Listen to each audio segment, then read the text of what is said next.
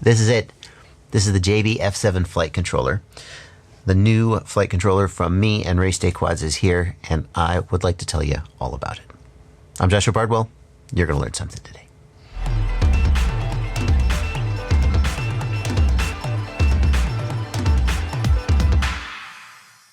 Where do I even start? I want to tell you all about this flight controller in all the detail that I am well known and sometimes reviled for.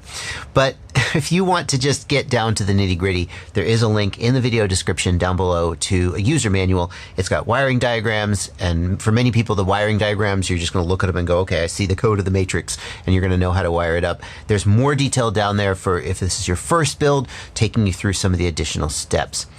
Having said that, I want to take you through some of the key features of the flight controller and some things I think you're going to need to know if you decide to get this flight controller and put it in your next build. Speaking of your next build, this is not a build video. I'm going to be putting this flight controller in a build. I have a special idea for what the build is going to involve, and I can't put it out just yet. But for now, let's meet the JBF7. And the first thing I want to say is that this is actually the first flight controller I've ever made that I just got to say from the very start exactly how I wanted it.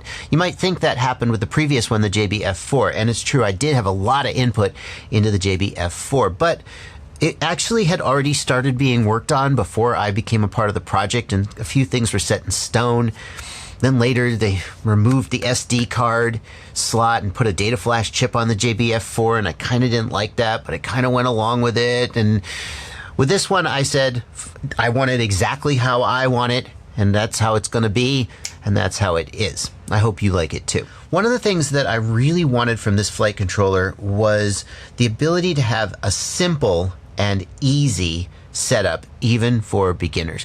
But even pros like me I get super annoyed when a flight controller has not all the pins and pads that I just want to do it the way I want to do it. And hopefully the JBF7 makes that possible for you. So for example, we didn't do a lot of screwing around with the UARTs. There's just TX1, RX1, TX2, RX2, TX3, TX4. You got a bunch of UARTs, and they're just there, and you can do whatever the heck you want with them. It's totally up to you. We've also got additional motor outputs. You'll see there are up to 8 motor outputs, and even if you're not building an octocopter, which most people aren't, that gives you additional flexibility. You can remap those motor outputs to be other functions. If you lift a pad, you can reassign one of those motor outputs. There's various reasons why having additional motor outputs can be useful, and I wanted you to have those, and you do. Now you can put anything anywhere you want to go. There's nothing special about any of these UARTs, like with an F4 processor where there's an S-Bus pad and only S-Bus can go to the S-Bus pad. None of that is true with this flight controller because it's an F7. But there are some assumptions that have been made about where things are going to go. So for example, we've got a 5-volt pad here. This 5-volt pad is powered from USB, and it's assumed that you'll wire your receiver up to that 5-volt pad so that you can plug in USB and like bind your receiver without having to plug a battery in. There's also a 3.3 volt pad here. Frankly, it originally would be used for Spectrum receivers, and it is also powered from USB. Many Spectrum receivers nowadays also use 5 volts. The other thing this could be used for is if you have a GPS, you could power it off this 3.3 volt pad, and it would also get powered up from USB, which some people would want. The CC pad here is for analog joystick camera control. You can wire that up to the menu or OSD, whatever they call it, on your camera. And Betaflight has a feature where it tries to emulate one of these analog joysticks and it lets you manipulate your camera without having to plug the joystick in. That feature doesn't work very reliably. With some cameras it works great, other times it doesn't work at all, and it can be difficult to get working. So we've also got a couple extra UARTs up here for RunCam cameras that use the digital interface. Or if you're using one of the digital interface boards that you can get, you've got a UART up here that you could use for that instead. The flight controller has a 9 volt and a 5 volt regulator. You can use those to power your camera, you can use those to power your VTX, or you can use those to power whatever else you want. The 9 volt regulator is spec'd to be able to handle the DJI Air unit. This flight controller is designed for both analog and DJI builds. More about that later. The regulator is nominally rated for 3 amps, We are calling it a 2 amp regulator to give us a little headroom to make sure that it lives up to the promises.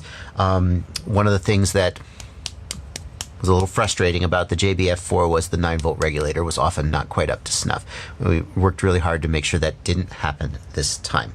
And there is not actually a VBAT pad up here for the camera, but just because we just ran out of space. There's just nowhere to put it. But we did put a couple of extra big pads here for ground, 9-volt, 5-volt, and VBAT. So if you run out of pads anywhere else, you can just solder your wires to these great big. You can solder more than one wire to the same pad. You, again, just want you to have the flexibility to do whatever the heck you want to do. Speaking of the pads, we've made the pads as big and thick and heavy as possible to minimize the potential for people to lift the pad. If you're very, very good at soldering, then you never lift pads, but especially if you're just getting started, you might overheat the pad a little bit and lift the pad. We've made them as big and thick and heavy and just as easy to solder to as you could possibly get. Those of you who are into using GPS and compass will notice that there is an SDA and an SCL pad here as well. That's typically used for a compass that's built into your GPS. However, there is not an onboard barometer. I'm gonna be straight with you. I just didn't think, I wasn't even thinking about iNav when I did this, and I didn't ask for an onboard barometer. So also there is not an iNav target for this board, which is going to disappoint some people who were, let's see the SDA SCL pads and go, oh boy, I can use iNav, and then they'll see there's no barometer and they'll go, oh, why didn't you do that? And I'll be like, well, maybe in version 2 we'll put a barometer on there, but not today. If we flip over to the other side, here we've got the ESC 4-in-1 plug. It is, it's got the pin out for iFlight ESCs, and the board is going to be sold in a bundle with an ESC. We didn't make a JB ESC. We were just like, iFlight manufactures this, by the way, in case you were wondering. We were just like, I don't know, what are we going to do with an ESC? Let's give us an ESC. You should always double check the pin out before you power things up. Don't just assume that every iFlight ESC will work. They might, but it's always a good idea to double check. You've also got pads here. These solder pads can be used if you prefer to direct solder. If you just don't want to deal with pinning out, if you need to make a custom pin out and you just don't want to deal with making a plug, or they're also really useful for just testing, like with a multimeter to test that things are pinned out correctly. So you got solder pads here if you want them. On the other side here, this plug is for the DJI Air unit, and the flight controller does ship with a plug right here that plugs directly into the DJI Air unit and plugs directly into the flight controller. And if you've got a DJI Air unit, that is all. There's one more thing you need to do, but that is all you need to do in terms of wiring. It powers it off of up to 6S, just plugs in, and you're good to go. You can clearly see here there's an SD card slot. It does have an SD card reader for Blackbox logging. When we switched the JBF4 from the SD card to the data flash chip, I told myself, that's okay, you can store 5 or 6 flights on a data flash chip and you'll just offload them to the laptop when you're in the field, it'll be fine. And I never did that. I never did it. I just want to be able to put an SD card in here, fly all day, and when I get done, I've got all the Blackbox logs from the whole day of flying on my great big honkin' SD card. And I will never make another flight controller without an SD card, no matter how much they tell me that the market doesn't want SD cards. I do, and this is my flight controller, so that's going to do it for this video. Thank you so much for watching. If you've purchased a JBF7, thank you so much for purchasing it. I hope you love it. I love it. It's the first flight controller that I got to design. Literally just take a piece of paper and say, here's where I want all the pads to be. And here's it. Thank you so much for RaceDayQuads and iFlight for working with me and making this possible. Build series coming soon. Looking forward to that. I got some special plans for that, but that's going to do it for this one.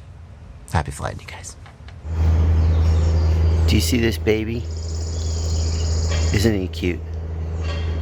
Hit the subscribe button. Join my Patreon.